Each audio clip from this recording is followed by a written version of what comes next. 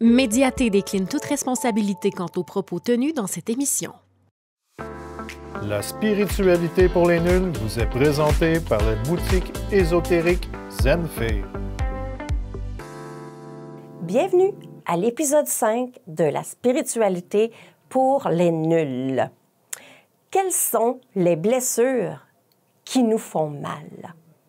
Cette semaine, Stéphane fait découvrir à Christian les 5 blessures qui empêchent de faire évoluer l'âme dans sa pleine conscience et dans son existence.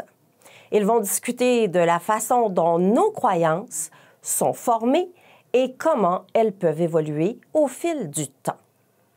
Nous verrons comment les croyances peuvent nous aider à trouver un sens plus profond à notre vie et comment elles peuvent nous inspirer à explorer notre propre spiritualité.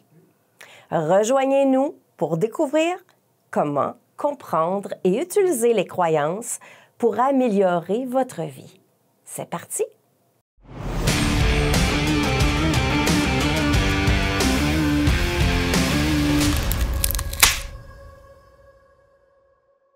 Mesdames et messieurs, bonjour et bienvenue à une autre émission de Spiritualité pour les nuls. Je suis toujours en compagnie de Stéphane Paquette. Aujourd'hui, on nous parle de quelles sont les blessures qui nous font mal. Là, on parle physique ou de l'âme. En fait, c'est les deux, en énergie et aussi le physique comme tel porte ses blessures. Okay. Qu'est-ce que j'entends par là? C'est que si on accepte en quelque part que l'âme est éternelle, donc l'âme va avoir choisi les parents que nous avons eus avec leur ADN pour venir vivre l'expérience que nous vivons ici en ce moment. Et ce corps-là, ce physique-là, porte en lui les blessures. Les blessures sont l'injustice, la trahison, l'abandon, le rejet et l'humiliation. Okay. C'est que ces 5 blessures-là? Il y a des sous-blessures, OK, je ne sais pas comment. Il y en a, je ne vous cacherai pas qu'il y en a qui ont extrapolé. Okay. Mais moi, personnellement, juste avec ça, c'est assez. C'est d'ailleurs, j'ai vécu une expérience face à ça il y a quelques années. On était à Saint-Jérôme, on prenait une marche. Et puis, Guylaine a dit j'ai le goût d'aller voir à l'intérieur de l'église, l'église de Saint-Jérôme. Fait que. Je dis OK, je trouvais ça. Mais tu sais, on se laisse guider. Là. Quand on est là-dedans, on ne pose pas trop de questions, puis on se laisse guider. Fait que ça veut qu'on va aller voir. Fait que je rentre, puis là, mon attention est portée sur le chemin de croix. Fait que je regarde le chemin de croix. Fait que là, sur le coup, je suis là, puis je demande à mes guides, ma gang, j'ai dit c'est quoi la signification de ça? En sortant de l'église, la réponse rentrait, et voilà, c'est les 5 blessures. OK. Parce que le Christ, à ce moment-là, a vécu oui, c'est vrai. Si la trahison, l'injustice, l'abandon, le rejet et l'humiliation aussi. OK. Sans le vouloir, il y a une forme quand même de corrélation avec l'Église. Et la religion, là. C'est ça que je veux dire. C'est que c'est basé là-dessus. Tu sais, quand on dit il s'est crucifié, ben c'était pour, en quelque part, ça. C'est exactement ça qu'il a vécu dans ces derniers moments.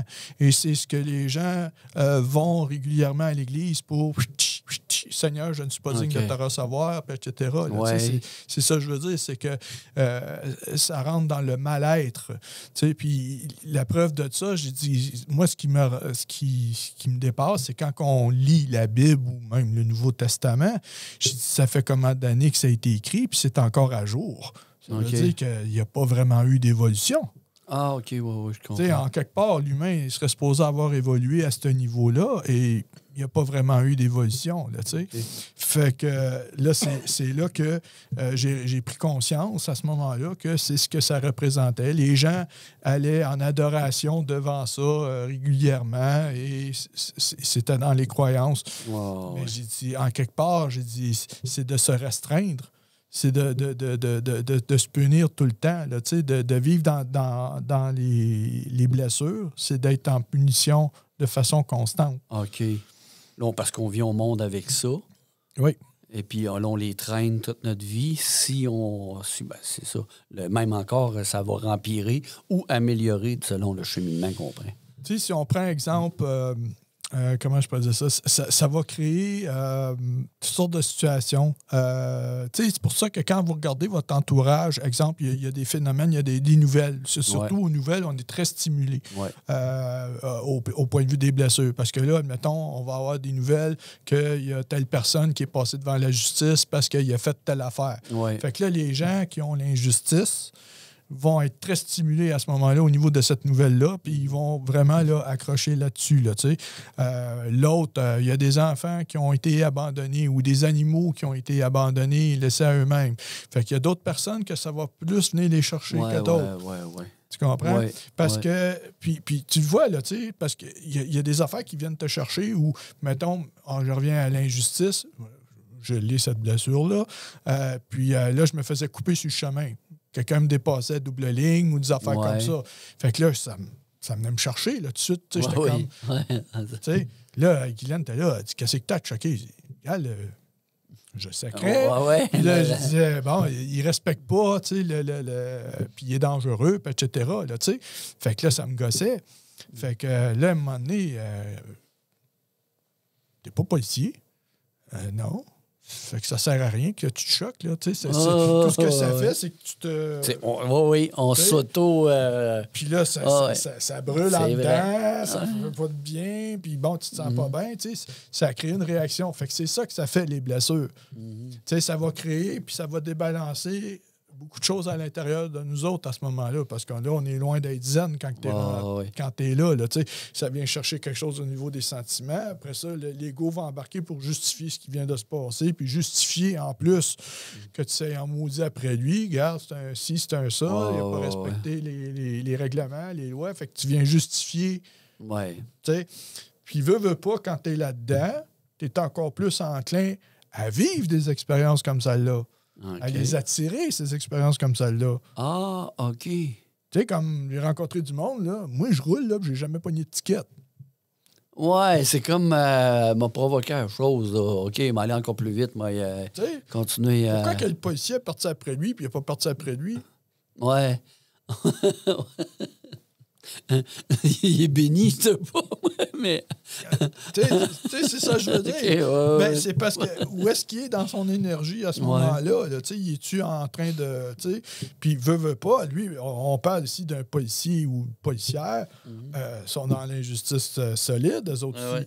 Les gens, les avocats, tout le monde qui sont dans ce système-là, sont là-dedans. Ça, c'est leur première blessure, parce que c'est ce qui stimule énormément. C'est des gens qui aiment avoir un certain contrôle.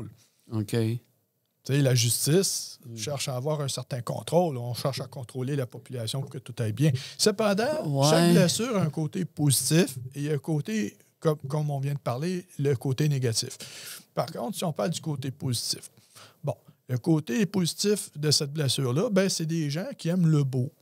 C'est des gens qui, comment je pourrais ça, ils aiment bien paraître. Ils vont faire attention à eux. T'sais, ils vont faire, là, c'est des gens en général là, que, là, ils vont acheter des belles affaires. T'sais. Fait que, il y a un côté positif à ça aussi. Là, l'abandon, c'est pareil. L'abandon, c'est des gens qui ils vont être plus attentionnés. Okay. C'est-à-dire qu'ils vont... Mais quand c'est trop loin, ça crée souvent de la dépendance affective. Ah. Mais c'est des gens qui vont être très généreux avec les gens qui aiment. OK. Tu sais? Fait que... puis la trahison, le pire, dans le fond, c'est quand il y a une trahison avec une injustice. Là, ça va être trahison. C'est des gens qui sont assez contrôlants. Pourquoi? C'est toujours au nom de l'amour. Parce que je me dis, si je contrôle les affaires, tu es dans un couple, là, tu vois que il y a bien du contrôle, etc., mais c'est toujours au nom de l'amour parce que je veux que mon couple fonctionne, je veux que ça fonctionne, etc. Fait qu'ils prennent en charge le couple. Ouais, mais on peut dire que c'est l'amour qui nous amène à faire ça. C'est cette énergie. Okay. L'énergie de la blessure qui... C'est pour ça qu'il y a certains, tout dépendant des blessures que tu as, il y a certains physiques qui vont t'attirer plus que d'autres. Oui, c'est vrai. Le pire, c'est que je pense que c'est vrai, je comprends ce que tu veux dire, là. Puis c'est pas... L'attirance que tu as, c'est pourquoi que tu as cette attirance-là. Qu'est-ce qui fait que ce physique-là, chez un partenaire, va t'attirer? Ouais. Plus qu'un autre. Fait que, tu sais, c'est ça qui rentre en ligne de compte, là, tu sais. C'est pour ça que, en quelque part, on dit si tout le monde était pareil, ça serait emmerdant parce que tout le monde était pareil. C'est pour ça que, encore là, l'expérience humaine, on a différentes grandeurs, différentes grosseurs, il y a toutes sortes de physiques. Fait qu'il y a des physiques qui vont t'attirer plus que d'autres. C'est les blessures que ces physiques-là portent. Oui, mais on peut-tu parler de karma? Ça rentre dans le karma. Ouais, le karma, c'était causé par du ressentiment. OK. Tu sais, je veux dire, on dirait qu'on a des c'est mon mauvais karma. On dirait qu'on est là qui sont nés pour que ça aille mal, il y en a d'autres. C'est tout ça. C'est tout ça qu'on. Les karmas, ça date pas d'hier, comme on dit. Ça peut prendre plusieurs vies pour réussir à s'en libérer. Puis qu'est-ce qui l'a causé? Comme je disais, c'est un sentiment de ressentiment qui a été fait avant de décéder. Des j'aurais donc dû, des j'aurais pas dû ou je regrette, des choses comme ça. Okay. Et puis là, c'est comme vraiment là, profond, là, cette affaire-là. Fait que les gens quittent, presque 95% des gens et plus quittent avec ce sentiment-là. Okay. Fait que ça, là, c'est emmené, là.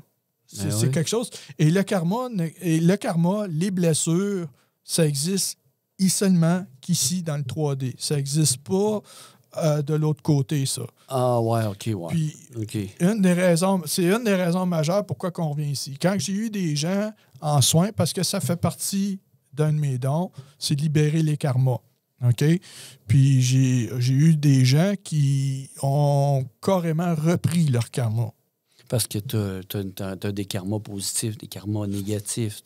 Il n'y a pas vraiment de karma positif. Là. C'est quelque chose de sombre, c'est quelque chose de noir, c'est un ressentiment. Okay. Il y a des libérations à faire face à ça. C'est pour ça que c'est important. Puis quand on travaillait là-dessus, Guylaine et moi, il y a un travail à faire au niveau des blessures, au niveau de la conscientisation des blessures. Parce que là, c'est ça qui arrive. Il y a des gens qui payent des week-ends.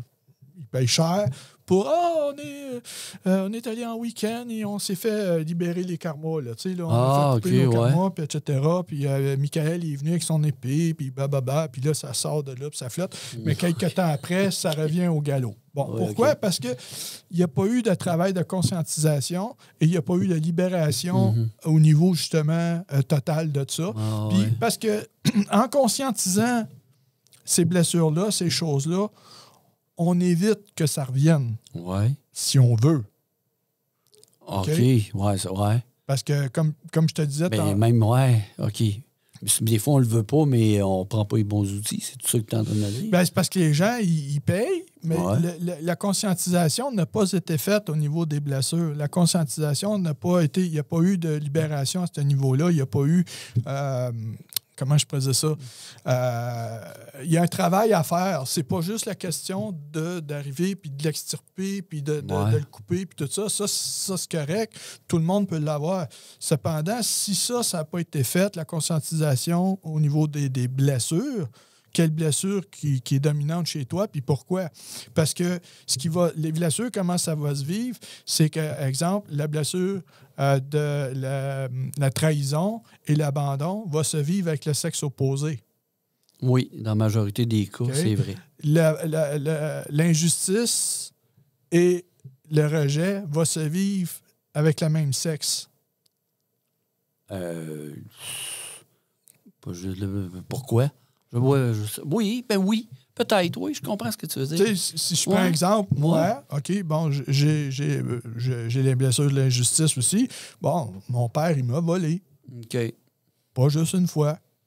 Tu sais? Ensuite, puis le rejet, je l'ai toujours eu, mais je l'ai... comment je présente ça? J'ai forcé un peu la chose. Je voulais faire le chat sort du sac parce que récemment, là, il a commencé à me côtoyer puis à vouloir m'avoir dans sa vie parce que là, il a pris de l'âge, sa santé n'est pas bonne, puis là, il n'y a plus personne pour s'en occuper. Fait que là, il pensait que moi, j'allais m'occuper de lui, mais j'ai vécu beaucoup de cruauté mentale, cruauté physique étant jeune. Fait que je suis pas très enclin, puis le rejet, il est là. Okay. Fait que je suis pas très enclin à vouloir l'aider. Fait que là, je suis arrivé, j'ai dit, garde, je vais te parler de mon jeu. Fait que là, il dit correct, il dit vas-y. Fait que là, j'ai dit, je me rappelle pas d'avoir eu beaucoup de plaisir dans mon enfance. Pourquoi? Parce que je savais jamais quand est-ce que j'allais en manger une. Oui, OK. Tu sais? Ah. Fait que j'étais tout le temps sur le qui-vive. Fait que là, il part. Puis là, il part, puis il pleure. Puis là, c'est une crise. Le chat sorti du sac, c'est de ta faute. Mhm. Je dis quoi? Il dit, c'est de ta faute, t'es venu au monde. Ah, OK, là. Fait que tu vois qu'il n'avait pas évolué vraiment, là. Ouais. OK.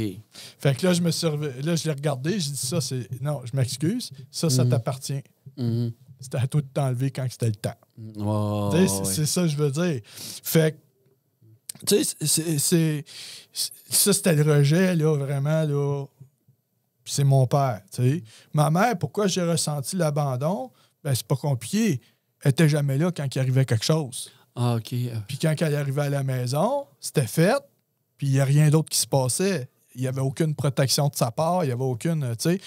Elle a séparé de mon père. Pourquoi? Parce que là, ce qui est arrivé quand j'ai eu 14 ans, là, il a arrêté. Parce que là, j'étais capable de le regarder dans les yeux. Ouais. J'étais rendu assez costaud, puis il m'avait vu faire des crises. Puis écoute, moi, là, moi puis mon frère, physiquement, là, écoute, on avait 10-12 ans, puis on était capable de transporter 3 caisses à 24. OK. À l'époque, on était raide, là, tu sais, Ouais. là, c'est ça que je veux dire. Fait que là, il commençait à... tu sais, fait que là, il a commencé à vouloir s'en prendre à elle. Mm. Fait que là, c'est pour ça que ça s'est séparé au bout de 16 ans. OK. Tu sais, fait que c'est ça, je veux dire, c'est que ça se vit comme ça. Mais moi, là, ce que j'ai vécu, c'est dans la blessure totale au niveau du rejet et au niveau de l'injustice. Puis là, j'étais magadé. C'était mon droit en tant que victime. Ouais. C'était mon droit en tant que de personne, tu sais, de le détester, tu sais, de le haïr, puis de le juger. Mhm. Oh, oui. Mais c'est qui se faisait vraiment du tort là-dedans? Ben, c'est lui, dans le fond. C'est moi. Ben, Parce que à chaque fois que je rencontrais... oui, OK, dans ce sens-là, je comprends. Là. Oui, Parce qu'à chaque fois que je rencontrais Oui. quelqu'un qui avait une énergie semblable à la sienne, mon caractère changeait. Ben, c'est ça. Ah, OK, je comprends. parce que je tombais dans un mode agressif, défensif. Mhm. C'est vrai. On revient qu'on ramène le même système de défense. On cherche à se protéger, on Ben se fait ouais. des masques, Ben ouais. on se fait des armures, on se fait toutes sortes d'affaires, Ouais. tu sais, on essaie toutes sortes de trucs, mais c'est parce que le problème avec une armure, un masque, on manque bien des bouts. Ouais. Il y a toujours des points morts. C'est là que tu te fais ramasser. Tu sais, tu fais de la boxe. Tu sais, quand tu bouges, il faut que tu fasses attention à tes points morts, puis toute la C'est kit, ça. tu mets ta main ici pour te protéger, mais là, tu crées un point mort quand tu mets ta main Oui, ici pour te exactement. protéger. Ah, oui, exactement. Tu sais, c'est ça que je veux dire. Le problème avec l'armure, c'est ça. Il y a toujours un point faible en quelque part. Tandis qu'en réussissant à me libérer de ça, là, je vois clair. Oui. Oh, oui. Là, je suis capable. Pourquoi? Parce que je tiens mes distances. Quand tu tiens tes distances, il ne peut pas t'atteindre. Non. C'est vrai de ça qu'on enseigne en plus à la boxe. C'est vrai. Quand tu regardes ça, la vie, c'est comme un combat de boxe. Ouais. Oui, je comprends. Fait qu'en tenant tes distances, tu es capable de voir tout ce qui se passe. Tu es capable de le voir bouger, tu es capable de le voir venir, tu es capable de parer, tu es capable de te tasser, tu es capable, tu sais, il s'en vient sur toi et tu te tasses, puis il passe tout droit, ça vient de C'est finir. ça. Tu sais, c'est ça que je veux dire. C'est que là, j'ai plus le monstre qui était pour moi. Donc, la blessure, pour moi, là, elle vient je viens de la conscientiser, puis je viens de la libérer. Puis ça, j'ai fait ça quand j'avais 20 ans.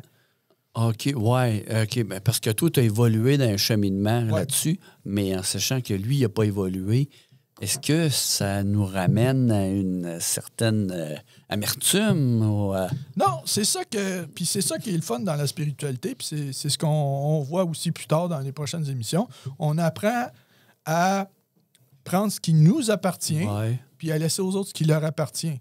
OK. Tu sais, c'est sûr qu'en quelque part, on est testé. Ouais. Puis c'est ça qui est le fun. C'est que quand ça se reproduit, lui, c'était pas compliqué. Tout ce qu'il avait à faire, c'était de parler sur ma mère. Mm-hmm. Là, je devenais agressif. Mais là, c'était fini. J'avais plus rien qui se passait à ce moment-là. Fait que là, tu vois, je venais de passer le test. Mais lui, là, il continue là, à vivre dans ces affaires-là. Là. Ça vient d'y coûter une coupe de pontage, là. Puis, tu sais, là, son état de santé, là, ça va vraiment pas bien. Là, il vieillit pas bien. Là, ça va pas bien du tout, son affaire. Là, parce que ça finit par le rattraper, ces choses-là.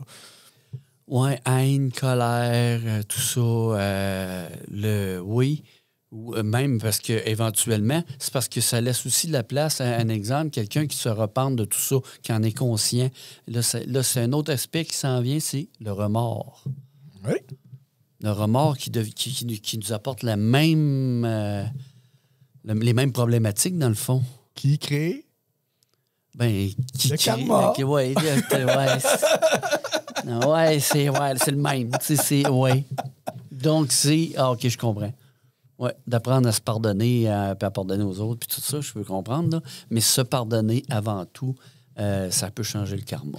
Puis, je ne voulais pas en venir à ça parce que, en tout cas, on va en reparler plus tard pareil, là, mais ça reste que c'est ça. Le pardon, c'était quoi?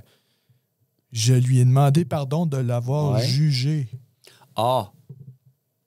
OK. Toi, tu lui as demandé pardon. Puis pas juste avec la tête, avec ça ici. OK. Puis ça a été un des plus beaux moments de ma vie. Ça a été un moment où on venait de m'enlever 500 livres de ses épaules. Ah oui, OK. Puis le monstre qu'il était pour moi est devenu un petit bonhomme gros de même. OK. C'était merveilleux. Puis à partir de ce moment-là, ma vie a basculé parce que justement, son énergie ne m'affectait plus. Mais là, c'est parce que là, tu es en train de me dire que c'est pas toi qui le pardonne. Tu lui demandes pardon. C'est ça que je ne comprends pas, là. C'est le petit bout-là, là. Parce que je le jugeais. Oui, mais ce que je dis, il n'y avait pas de raison à ça. Si je le juge, je me juge. La pire insulte que tu pouvais me faire, c'est de dire que je ressemble à mon père. OK. Ah. Puis à l'école, j'étais suivi par des psys parce que je me battais. Je me battais avec mes professeurs. Je me battais avec tout le monde. Puis c'était la pire affaire que tu pouvais me dire, c'est que je ressemble à mon père. Puis si on regarde les photos, là, c'est fou, là. Mais là, on parle du physique. Physiquement parlant, on a les yeux bleus pareils, on a presque pas de cheveux. Puis, tu sais, là, c'est comme, regarde, c'est physionomiquement parlant. Là, c'est sûr que lui, il a un surplus de poids, là, que moi, j'ai plus. Mais, tu sais, c'est déjà à l'époque, j'avais un surplus de poids, moi aussi. Tu sais, c'est physionomiquement parlant, là, s'il y avait, à mon âge, là, c'était comme mon jumeau, là. OK? Fait que c'était la pire insulte. Mais avec tout ça, j'ai appris vraiment à me dissocier de tout ça. Tu sais, parce que moi, là, dans les statistiques, là, j'aurais dû battre mes enfants, j'aurais dû battre ma femme. J'osais pas, là. J'osais pas aller sur ce terrain-là, mais c'est vrai, on ramène souvent le pattern familial. OK, c'est vrai. Tu sais, j'aurais dû être comme ça, là, même au pire aller, là, de la manière que j'étais parti, j'aurais dû même être en prison, là, des bouts, là. OK? Fait que, puis il en a fait de la prison, lui. Okay. Il y a eu des histoires là, qui y appartiennent. Là. Ça, c'est bon. Fait que, c'est ça que je veux dire. C'est que ça reste que c'est mon père. Ça reste que j'ai de l'amour pour lui. Ça reste que... comment je pourrais dire ça? Je continue de l'aimer parce que cet homme-là a choisi d'être mon père. Cet homme-là a choisi de me donner les blessures que j'ai aujourd'hui puis qui m'ont permis d'évoluer. OK. Qui m'ont permis... OK. Tu comprends ce que je veux dire? Voir ça de même, là, écoute, ça prend un certain courage, là, pour voir ces choses de même. Là. La chose la plus difficile au monde. Ben, je comprends donc. Que moi, personnellement, que je trouve, c'est la marche la plus haute. Cependant, c'est une des plus merveilleuses. Il y a plein d'événements merveilleux dans notre vie, mais ça, c'est quelque chose. Puis, je l'ai fait en énergie avec ma mère aussi, veux pas. Tu sais, je ne l'ai pas fait directement pour mes raisons personnelles. Cependant, je l'ai fait avec ma mère en énergie. Fait que j'ai jamais eu vraiment de problème. Parce que ma mère, ce qui est arrivé, c'est que j'avais fait un pacte avec elle. Moi puis mon frère, on a fait un pacte avec elle. C'est ça qui a été la difficulté pour notre couple. Ah. C'est que le pacte, c'était qu'on va prendre soin de toi et puis il n'en rentrera pas un autre site comme ça. Ah, OK. Moi, j'avais comme 15 ans à l'époque. Mon frère en avait 14. Ouais. Mon frère est encore avec ma mère. Il habite encore avec elle. OK. Puis ma mère a trouvé ça raide que moi, je parte et que j'ai une conjointe. Ah, ouais, OK. Ça n'a pas été drôle pour Guylaine pendant 25 ans de temps. Donc, l'abandon, tu parles pas de ta mère, c'est toi qui a été C'est toujours moi qui ai le sentiment d'abandon. Oui, c'est ça. C'est pas ma mère qui m'a abandonné. Ouais, c'est Pour ça. elle, de son point de vue, Oui. tu comprends ce que je veux dire? Elle nous a pas abandonnés. Elle a fait sa job. Même ma mère a eu ça rough pendant un bout. Là. Elle m'a déjà avoué qu'elle aussi avait pensé se pitcher en bas du pont. Là, Fait que, mais ma mère, c'est une victime. Elle a perdu son père, elle avait l'âge de 9 ans. Mon père, c'est un jumeau, un faux jumeau. C'est le dernier de la famille. Puis la grand-mère a toujours dit, ces deux-là, j'aurais jamais dû les avoir. Ouais. Mon père était élevé que tu veux manger aujourd'hui, là, la canne à pêche, va te chercher du lunch si tu veux manger. Ou là, la carabine, va chasser si tu veux manger. Ça a été élevé comme ça. OK? Les 2 premières années de ma vie, lui, il était placé dans une famille qui avait de l'argent, puis il aurait voulu le garder, mais il retournait chez eux. OK. Fait que, tu sais, lui-ci, il était dans le rejet solide à ce niveau-là. Puis son frère jumeau, c'est la même affaire. Lui aussi, là, il vit même beaucoup de rejet par rapport au reste de la famille. Mon père, il est considéré, en quelque part, ça a toujours été comme le mouton noir. Puis son frère jumeau, c'est pareil. Fait que c'est une famille de 7. Mais tu sais, c'est ça que je veux dire. Donc, ma mère était fille unique, puis elle a perdu son père, était très jeune. Mais est-ce que c'est accessible à tout le monde? Ce que je parle au niveau spirituel, est-ce que c'est accessible à tout le monde de pouvoir arriver à un stade différent, mais comme ça, là, de pouvoir se pardonner et de pardonner? C'est comme je disais dans les autres épisodes, c'est toujours une question d'ego. C'est de te sortir énormément de ta zone de confort pour être capable de l'évoluer, là, de la transcender, là, tu sais, d'arriver là, puis de se libérer de ça. Oui, c'est gros. Parce que l'ego cherche à nous garder dans un endroit très confortable puis de justifier qu'est-ce qu'on est en train de vivre. Bien, je te remercie, Stéphane.